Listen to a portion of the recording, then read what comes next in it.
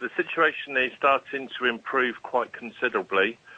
We've had quite an evening of it and significant flooding problems in several settlements, but we're getting through the worst of it now. But those 4 severe flood warnings, the only 4 in the entire United Kingdom, are all in Cornwall. Could you just tell us the latest situation in Lostwithiel, because that was the very last of the 4 severe flood warnings?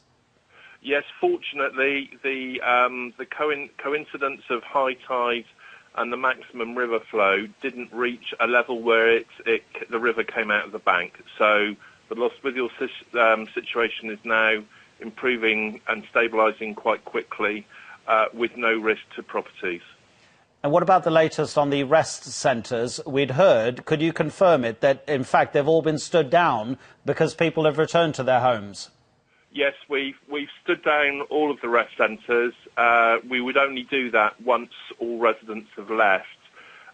We did have a couple of residents in Mevagissey where we had some 25 properties flooded. We didn't have any attendance in Millbrook where we had approximately 40 properties flooded, and then in Polperro. But like I said, those situations are really improving now. I'll ask you about your council staff in a minute, but how much work are the emergency services doing throughout the night? Do you know? Yes, we are operating a multi-agency control room here at County Hall.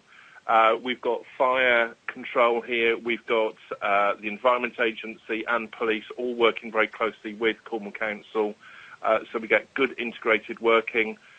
We've got, all services have got gangs out, whether it's police teams or fire engines or the highways teams, and we've probably between us got near 400 people out on the grounds.